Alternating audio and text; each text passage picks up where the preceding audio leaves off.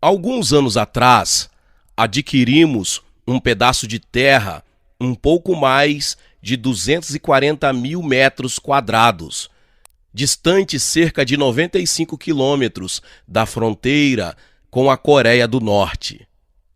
No início, a ideia era usar o terreno como cemitério da igreja.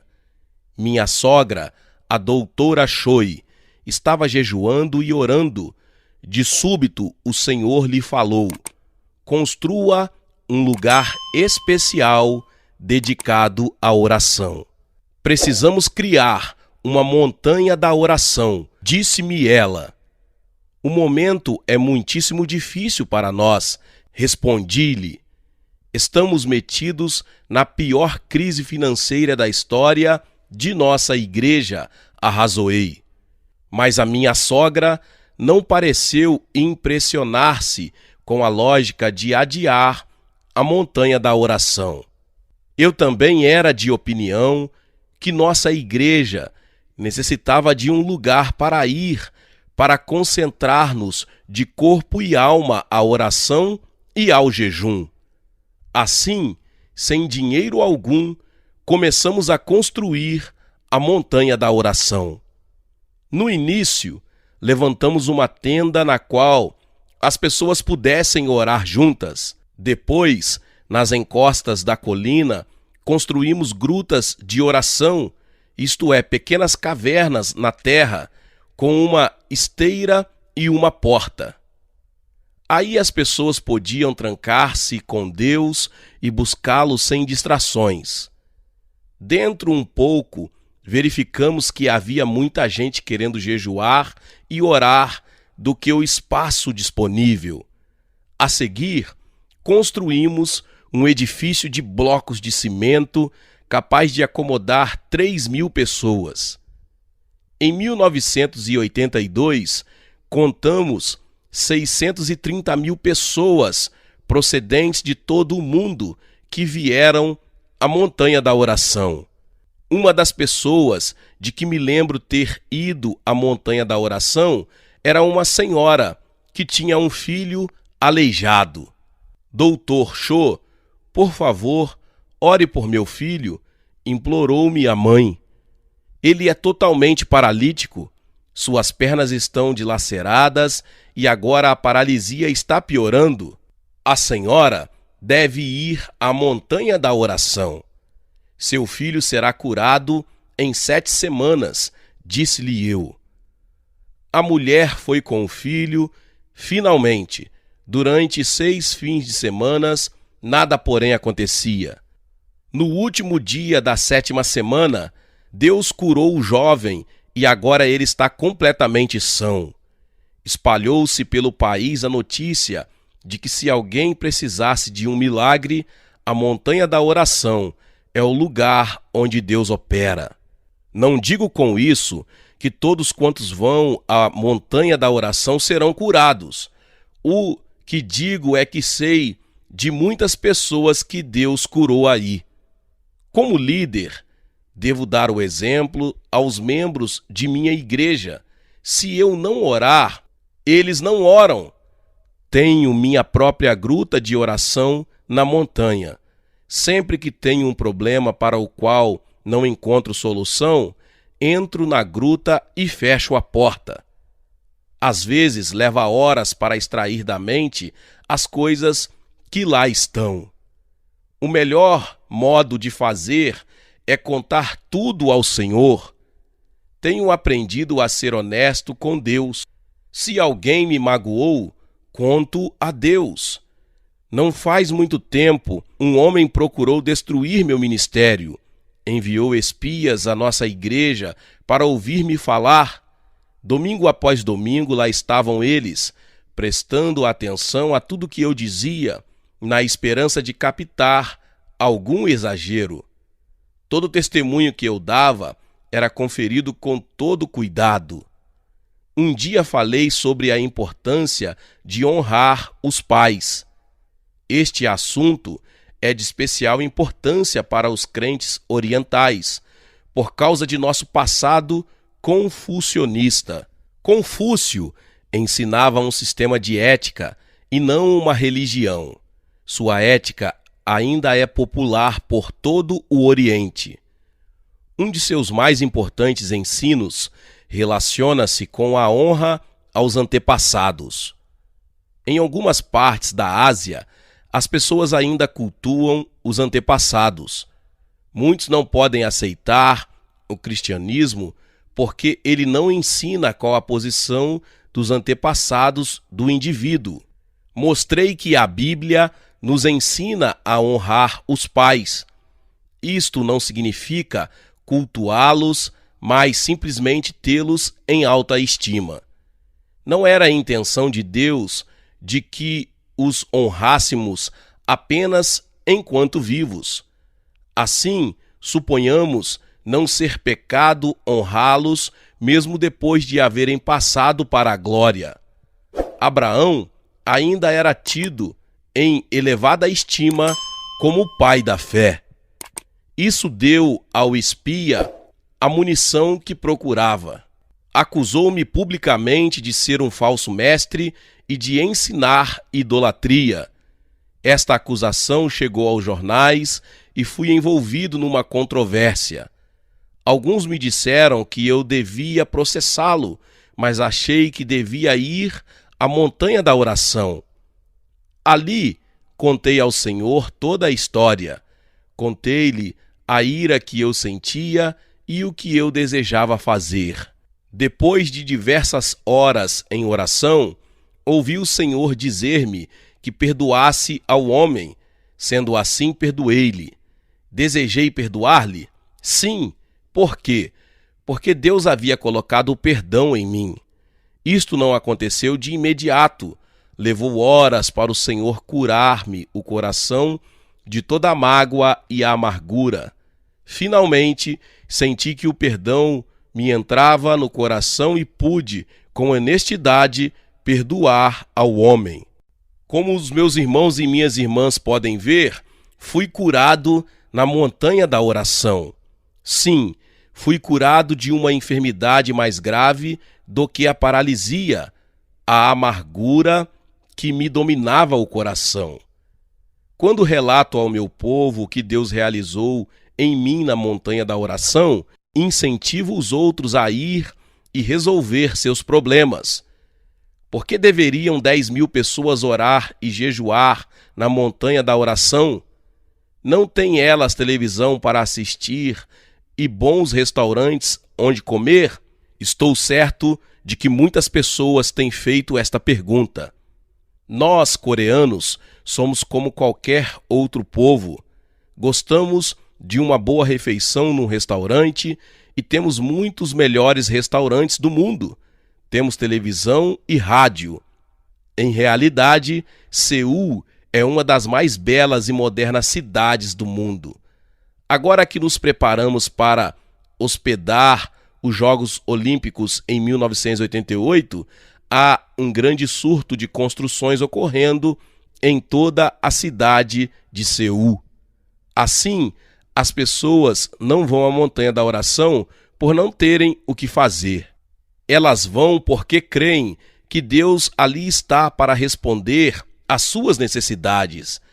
Isto não significa que Deus não possa responder-lhes em qualquer outra parte. Esse não é o ponto. Deus está em todos os lugares, mas não é sempre que podemos encontrar um lugar dedicado a Deus, onde possamos estar a sós com Ele durante muitas horas e também unir-nos a milhares de pessoas que dedicaram totalmente esse tempo para buscarem a Deus. É preciso motivar as pessoas. A montanha da oração estaria vazia se eu não acentuasse a importância de orar com regularidade. Por isso, se os meus irmãos forem a um dos seminários do crescimento da Igreja Internacional, verá também nosso novo auditório, com capacidade para 10.000 lugares, lotado de pessoas que estão buscando a Deus. Nossos pisos são aquecidos para que a pessoa possa colocar aí sua esteira e orar com os demais irmãos. Estou certo de que você jamais seria a mesma pessoa. Agora que temos esses milhares de pessoas acostumadas a ir à montanha da oração, posso encarregá-las de orar por assuntos especiais. Por exemplo, quando o presidente Ronald Reagan foi alvejado, todos os cristãos oraram por ele dia e noite. Ficamos muito contentes quando recebemos um telefonema do escritório de Nova York informando-nos que o presidente não corria risco de vida. Oramos também pela guerra no Líbano e poria fim ao desnecessário derramamento de sangue entre os libaneses. Estamos orando para que ali a igreja tenha um despertamento espiritual. Com todo o sofrimento que o Líbano suportou nos últimos 8 anos, esta nação está preparada para um reavivamento do Espírito Santo à moda antiga, que sare toda a amargura do passado e leve milhares de pessoas a Deus. Nos últimos 2 anos, temos orado a favor do Japão. Com o programa de televisão que temos ali, podemos alcançar 70 milhões de japoneses. Estamos em oração contínua na montanha da oração para que haja um reavivamento da igreja japonesa. Estou certo de que, em breve, havemos de ver uma grande obra do Espírito Santo nesse país. Foi-me tremendamente difícil ir ao Japão. Ao tomar conhecimento dos milhões de pessoas massacradas pelos japoneses antes de 1945, eu os odiava demais. Contudo, Deus curou-me o coração quando confessei o meu pecado. Agora viajo ao Japão todos os meses. Chegou a hora de um reavivamento em sua igreja. Sua comunidade nunca mais será a mesma. O povo verá o Espírito Santo operando e será atraído pelo Espírito de amor que emana de cada membro. Creio sinceramente que Deus conduziu você até este culto para que agora que você está obtendo um novo desejo de começar a orar como nunca, não me importa há quantos anos você é cristão, o importante é que necessita deste novo desejo de orar. Você está obtendo uma nova visão de como sua igreja pode começar a orar e jejuar com regularidade. Por que sei disto? Porque eu tenho orado muito por todos vocês. O que muitas pessoas têm me perguntado, têm me procurado e perguntado desta forma: como eu oro? Já fiz referência a diversos princípios básicos, mas agora eu vou dar-lhes meus 7 princípios fundamentais da oração.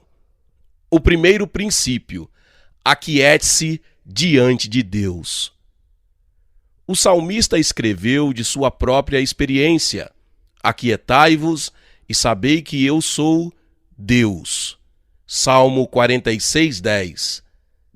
É preciso reconhecer que Deus não nos deu uma opção, mas uma ordem.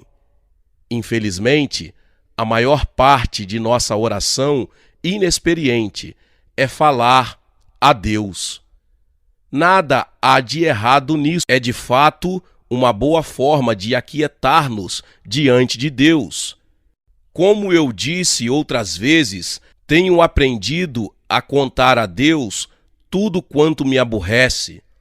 Isso me alivia e faz com que me acalme diante dele. Devemos lembrar-nos também que a oração é um diálogo e não um monólogo. Portanto, quando oramos, devemos não apenas falar, mas também ouvir. Deus não é autor de confusão, mas de paz. O segundo princípio da oração é: entre em comunhão com o Espírito Santo. A Bíblia diz, no 2º capítulo da primeira carta do apóstolo Paulo aos Coríntios, nós vimos nesse capítulo que só o Espírito Santo conhece a mente de Deus. É ele quem tem poder para colocar um espírito tranquilo em comunhão com Deus e revelar o plano divino para nós. Isso se verifica tanto na direção específica como na direção geral que Deus deseja levar-nos. Começo falando diretamente ao Espírito Santo. Digo-lhe: amado Espírito Santo, preciso saber o que meu Pai deseja que eu faça. Por favor, abre-me o Espírito neste momento e revela-me o que ele deseja mostrar-me para que eu glorifique a meu Salvador Jesus Cristo. E continuo: eu te amo, ó Espírito Santo. Tu me fizeste nascer no corpo de Cristo. Deste-me tua plenitude, deste-me teus dons, de modo que eu possa ser uma bênção para este mundo. Amado Espírito Santo, mostra-me o que eu devo conhecer. Alguém me perguntou onde ficava a residência de Deus. Era no céu?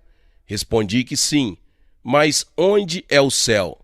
Se alguém que vive na Austrália erguer os olhos para o alto, então a pessoa que vive no Alasca deve estar olhando para baixo. Devo admitir que na ocasião eu não tinha a resposta. Assim, no próximo domingo, disse à igreja: domingo que vem vou dar-lhes o endereço de Deus. Todos ficaram muito felizes. Então fui à gruta de oração e aquietei meu espírito diante de Deus, em comunhão com o Espírito Santo. Afinal de contas, ele é onisciente, sabe todas as coisas. Enquanto orava, o Espírito Santo me deu a resposta. Eu não aguentava esperar pelo domingo. Pus-me em pé perante a congregação e disse: hoje vou dar-lhes o endereço de Deus. Todos me fitavam, munindo-se ao mesmo tempo de lápis e papel. O endereço de Deus está dentro de vocês.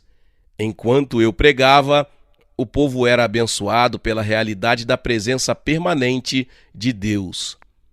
O terceiro princípio é: desenvolva suas visões e sonhos. Já declarei quão importante é ter uma visão vinda de Deus. Isto é de particular importância na oração. Faz pouco tempo, ouvi um psiquiatra dizer que a mente subconsciente é sobremodo influenciada pela imaginação. Se alguém ver alguma coisa, isso lhe afetará a mente consciente muito mais do que apenas ouvir. É por isso que muitas pessoas oram olhando para alguma coisa. Quando Daniel ficou preocupado com o futuro de sua nação, ele orava voltado para Jerusalém. A João, na ilha de Patmos, foi dito que visse o que Deus lhe revelaria. Estou certo de que João assentou-se na praia de Patmos, de onde quase se pode ver as praias de Éfeso. A revelação começou para mostrar-lhe a condição das igrejas que estiveram sob seus cuidados antes que Roma o exilasse. José teve uma visão antes que ela se tornasse realidade. Abraão teve de olhar para alguma coisa enquanto Deus lhe fazia promessas. Olhou para a terra que haveria de herdar, e essa imagem lhe gravou no coração. Encheu-se daquela visão até que ela se tornou realidade. Uma mulher me procurou e disse: Doutor Cho, ore a favor de meu filho. Ele não é crente e leva uma vida muito pecaminosa. Venho orando por ele há anos, mas nada acontece. Vá para casa e comece a vê-lo como crente enquanto ora pela sua salvação. Sim, retrate na imaginação a pessoa que ele seria se fosse crente.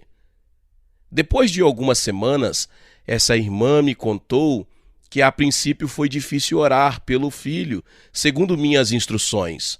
Porém mudou de atitude e começou a ver o filho como crente. Imaginava-o indo com ela à igreja, imaginava-o lendo a Bíblia e orando. Ficou tão feliz com esta nova visão do filho que, em vez de continuar orando por ele, começou a dar graças a Deus pela sua salvação. Não muito depois que ela começou a dar graças a Deus pela salvação do filho, ele diz que queria ir com ela à igreja.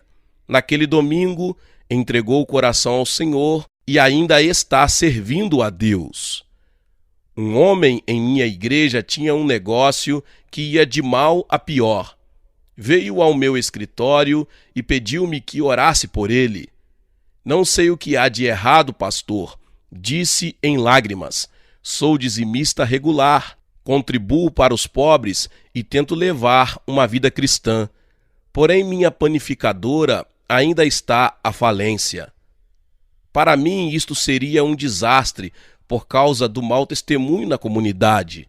Tenho dado testemunho a muitos de meus fregueses. Por isso, se eu falir, irão rir do meu Jesus. Continuou ele torcendo o lenço em grande angústia. Depois de orar por ele, ensinei-lhe o princípio das visões e sonhos. Disse-lhe: Senhor Hu, volte à panificadora. Comece a ver o êxito, comece a contar o dinheiro na registradora vazia e veja toda aquela gente lá fora fazendo fila para entrar em sua confeitaria apinhada. Depois de dizer-lhe essas palavras, orei de novo e o despedi. Enquanto ele saía, olhou para mim de um modo um tanto espantado, mas de qualquer maneira tentou. Em apenas 2 meses, voltou ao meu escritório um sorridente senhor Hu. Doutor Cho, a coisa funcionou. Pensei que o senhor estava maluco, mas o senhor é um homem de Deus e devo obedecer ao meu pastor. Minha esposa e eu temos agora um cheque para entregar à igreja. Fiquei admirado ao ver o cheque de $10.000. Era o dízimo. O quarto princípio é, em suas circunstâncias, assuma autoridade sobre o diabo. Lembre-se de que você está assentado com Cristo nas regiões celestes. Paulo diz-nos que o trono de Cristo está muito acima de todos os principados e potestades. Você tem o direito de ver cumprida a resposta às suas orações. O diabo não tem vez em seus negócios, mas como enganador, ele tentará ocupar território que não lhe pertence. Portanto, assuma a autoridade legítima que você tem em nome de Jesus e repreenda o diabo. Ele deverá fugir de suas circunstâncias. O quinto princípio é: mantenha um registro preciso de seus pedidos a Deus. Saiba quando você orou, por que orou e anote. Deste modo, você não terá de depender da memória. Também pode manter diante de Deus as orações não respondidas e lembrá-lo do que ainda precisa ser feito. Garanto-lhe que louvará a Deus pelas respostas, desde que reconheça quantas de suas orações estão sendo respondidas. Quantas vezes oramos e esquecemos o motivo das orações? Quando a resposta chega, não reconhecemos a fidelidade de Deus. O sexto princípio é: louve a Deus antecipadamente. Lembre-se, Deus chama as coisas que não são como se fossem. Deus vê a você e a mim perfeitos em Cristo, com todas as nossas deficiências, com todos os nossos pensamentos pecaminosos. Deus se regozijará em nós com júbilo. O Senhor teu Deus está no meio de ti, poderoso para salvar-te. Ele se deleitará em ti com alegria, renovar-te-á no seu amor, regozijar-se-á em ti com júbilo. Sofonias 3,17. Mal posso imaginar o poderoso Deus do universo regozijando-se em você e em mim. Ora, se Deus pode ver-nos perfeitos em Cristo, por que não podemos ver a obra de Deus já concluída? Portanto, regozijemo-nos antes mesmo que a resposta de Deus se torne óbvia. E o sétimo princípio é orar sem cessar. Como posso pastorear uma igreja tão grande, viajar pelo mundo, escrever livros, ter um ministério na televisão em 2 continentes e ainda orar todo o tempo? Por que não? Que é a oração senão comunhão? Aprendi, no decorrer dos anos, a ter o espírito postado na direção própria. Posso estar num banquete, cercado de muitas pessoas e ainda ter meu íntimo voltado para o alto. Digo ao Senhor: amado Senhor, tenho de ir a este jantar com a minha esposa. Estarei na companhia do teu povo, mas a qualquer momento estarei pronto para ficar a sós contigo. Pelo simples fato de eu estar ocupado, não hesites em puxar-me para o lado. Tenha a bondade, Senhor. Estou em atitude contínua de oração, muito embora esteja ocupado exteriormente. Penso que nosso Senhor aprecia esse tipo de consideração. Jesus estava continuamente em comunhão com o Pai. Ele nunca disse coisa alguma que não tivesse antes ouvido o Pai dizer. Nunca fez coisa alguma que não tivesse visto o Pai fazer. Portanto, é possível estar continuamente aberto ao Pai.